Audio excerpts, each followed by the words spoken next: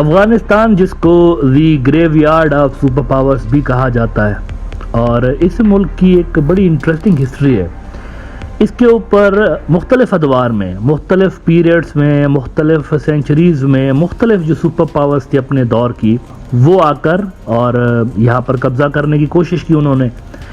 लेकिन आज तक किसी एक सुपर पावर को भी यहाँ पर कामयाबी हासिल नहीं हुई। सबका एक जैसा अंजाम हुआ, सबकी ठुकाई हुई, सबकी पिटाई हुई हर दौर में। चाहे आप पिछली सदी में देख लें, वहाँ पर अंग्रेज़ आए, वो दुर्गत बनी अंग्रेज़ों की कि अल अमान वल Hafeez. On the other hand अगर आप देखें तो हिंदुस्तान का जो बाकी इलाका था, बड़ा आसानी के साथ उधर अंग्रेज़ कब्ज़ा करके बैठ गए। लेकिन अफ़गानिस्तान में उनकी पिटाई होती है। और उसके बाद सोवियत यूनियन वाले आए और उनकी भी दुर्गत बनी दुनिया ने देखी। अजीब व गरीब किस्म के हालात उनके लिए पैदा हुए वहाँ पर, और वो भी मार खा खा के उधर से भाग गए। और रिसेंटली अमेरिका बहादुर ने भी अपनी किस्मत आजमाई और उनका भी अंजाम वही हुआ कि उनकी भी ठुकाई करके अच्छे से ठोक पीट के उनको भी वहाँ से निकाल दिया गया। हर दौर में इस मुल्क के अंदर एक अजब तमाशा दुनिया ने देखा कि इन्फीरियर किस्म की फोर्सेस इस मुल्क की। अब देखें ना, अमेरिका और तालिबान का क्या मुकाबला टेक्नोलॉजी के हिसाब से। कहाँ अमेरिका, इतनी दुनिया की शानदार फोर्स, इसमें कोई शक नहीं। कौन सी टेक्नोलॉजी नहीं है इनके पास, नाम बताएं कि ये नहीं है इनके पास, सब कुछ है इनके पास।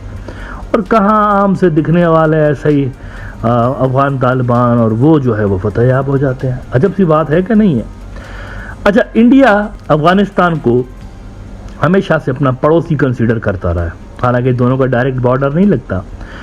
इवन अगर आप हार्डलाइनर्स भी देखें, हिंदुत्व के गुंडे भी देखें, तो वो भी अपने अखंड भारत के मैप में अफगानिस्तान को डालते रहते हैं।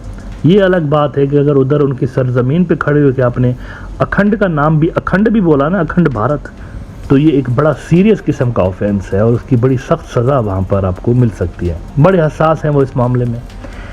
इंडिया कभी भी अफगानिस्तान के अंदर इररिलेवेंट नहीं रहा, ये भी बात आपको माननी पड़ेगी। जब से इंडिया आज़ाद हुआ अंग्रेज़ों से, तब से लेके इंडिया का कोई ना कोई वहाँ पर रोल रहा। इंडिया की प्रेजेंस हमेशा रही, mainly because of Pakistan. Pakistan का बॉर्डर लगता है अफगानिस्तान के साथ, और हमेशा अफगानिस्तान में ऐसी फोर्सेस रही हैं जो कि एंटी पाकिस्तान कंसीडर की जाती है ड्यूरन लाइन की वजह से। ड्यूरन लाइन असल में पाकिस्तान अफगानिस्तान के बॉर्डर को कहा जाता है। वो लाइन जो कि अंग्रेज़ के दौर से खींची गई, और इसको बहुत सारे जो फोर्सेस हैं अफगानिस्तान के अंदर वो नहीं मानते। वो कहते हैं लर बर यो अफगानिस्तान, लाइन के इधर उधर दोनों तरफ अफगानिस्तान, ऐसी फोर्सेस हैं वहाँ पे। तो पाकिस्तान के एक बड़े हिस्से पे वो डायरेक्टली क्लेम करते रहते हैं। तो इस चीज़ का इंडिया हमेशा से फ़ायदा उठाता रहा है।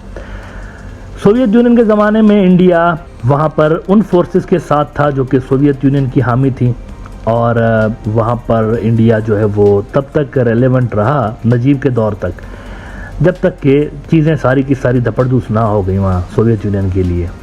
और जब वहाँ पर मुजाहिदीन की विक्ट्री हो गई तो इंडिया वहाँ से भागा। लेकिन एक मिसकंसेप्शन बहुत सारे, अक्सर इंडियन जो डिफेंस एनालिस्ट जब आपको ये बातें बताते हैं ना, एक बड़ी मिसकंसेप्शन है उनके दिमाग में जो कि मैं थोड़ा सा क्लियर करना चाहूँगा। वो कहते रहते हैं कि सोवियत यूनियन के बाद हम थोड़ा सा वहाँ से इररिलेवेंट हो गए। This is not true. ये बात सही नहीं है, क्योंकि इंडिया कभी भी इररिलेवेंट नहीं रहा। इवन जब मुजाहिदीन की विक्ट्री हो गई तो इंडिया फिर भी, पंजशेर का जो इलाका था, पंजशेर मूवमेंट, वहाँ पर इंडिया रेलेवेंट था। इंडिया फिर भी उनको सपोर्ट करता रहा। तो छोटा सा ऐसा इलाका था जहाँ पर फिर भी इंडिया की कोई ना कोई प्रेजेंस थी, रेलेवेंस थी। और उसके बाद जब अमेरिकन्स आए तो पाकिस्तान को प्रेशराइज करने के लिए, क्योंकि अमेरिकन समझते थे कि पाकिस्तान जो है ना इतना नहीं करना हमारे लिए जितना उसको करना चाहिए, हमेशा वो डू मोर कहते रहते थे। तो पाकिस्तान को प्रेशराइज करने के लिए 2 नंबर किस्म के जो वेस्टर्न इंटेलेक्चुअल्स हैं वो ये थ्योरीज देते रहते थे कि इंडिया को ज़्यादा से ज़्यादा रोल दें यहाँ पर। और उस सिलसिले में फिर इंडिया के यूँ समझिए लॉटरी लग गई और इंडिया दोबारा से रेलेवेंट हो गया अफगानिस्तान के अंदर। अच्छा, इंडिया इतना रेलेवेंट हो गया कि 2011-12 में कहीं इंडिया ने, करज़ई की गवर्नमेंट थी गालिबन, एक मुआहदा भी किया था, मिलिट्री पैक्ट, कि जब भी अफगानिस्तान को ज़रूरत पड़ेगी इंडियन फ़ौज की तो इंडियन फ़ौज आ जाएगी यहाँ पे। ये भी मुआहदा इंडिया ने किया अफगानिस्तान के साथ। Would you believe that? ये है मुआहदा ऑलरेडी। लेकिन फिर होता यह है कि अमेरिका जब ट्रिलियंस ऑफ डॉलर्स बर्बाद करने के बाद यहाँ से निकलने लगा, तो इंडिया की पोजीशन दोबारा से वैसे ही बनना शुरू हो गई जैसे सोवियत यूनियन के निकलते वक्त थी वहाँ से। यानी इंडिया समझ रहा था कि वो दोबारा से यहाँ पर इररिलेवेंट बन जाएंगे, और होता भी यही है। अमेरिकन निकलने के लिए भी पाकिस्तान के मोहताज रहे, और वो पाकिस्तानी जो डिप्लोमेटिक चैनल्स हैं या मिलिट्री चैनल्स हैं उनके ज़रिए वहाँ से निकलने में कामयाब रहे अमेरिकन। इंडिया ने बिल्कुल कोई रोल यहाँ पर प्ले नहीं किया, साइड लाइन हो गया भाई, दूध में से मक्खी की तरह। बल्कि इंडिया को खुद वहाँ से निकलने के लिए पाकिस्तान की ज़रूरत पड़ी। अफगान तालिबान की सिक्योरिटी में इंडियन डिप्लोमेट्स वहाँ से निकले थे। अच्छा, अब क्या हुआ, ये तो सारी मैंने आपको हिस्ट्री बताई, लेकिन आज क्या हुआ है? आज ये हुआ है कि तारीख़ में पहली मर्तबा, रिसेंट हिस्ट्री में फर्स्ट टाइम ऐसा हुआ है कि 100% टोटल, एक होता ना किसी चीज़ का वजूद ही ना हो, 100% इंडिया इररिलेवेंट हो गया है। वो यूं कि अफगान तालिबान के हुकूमत में आने के बाद भी न्यू दिल्ली के अंदर जो अफगान एम्बेसी थी वो काम करती रही वो, और उनको ट्रेड और वीज़ा की फैसिलिटेशन वाले काम जो थे वो ये कर रहे थे, मतलब वो चलता रहा उनका काम। लेकिन अब ये हुआ है कि वहाँ पर जो डिप्लोमेटिक मिशन काम कर रहा था वो वहाँ से चुपके से रिज़ाइन करके वो खामोशी से खट लिए, वहाँ से निकल गए। और इस वक्त एम्बेसी की जो बिल्डिंग है वो इंडियन अथॉरिटीज़ के कब्ज़े में है, उन्होंने खुद उसके ऊपर कब्ज़ा कर, खाली बिल्डिंग ऐसे ही पड़ी हुई थी अफ़गानिस्तान की, तो उन्होंने जो है मोदी सरकार ने अपनी तहवील में ये बिल्डिंग ले ली है और अब वो उनके पास है टिल फर्दर ऑर्डर्स। और यहाँ पर जो लोग काम कर रहे थे, कोई चला गया जनाब यूरोप, कोई चला गया यूएसए, कोई किधर तो कोई किधर, अफगानिस्तान बहुत कम लोग गए, सारे बाकी यूरोप इधर उधर कट लिए।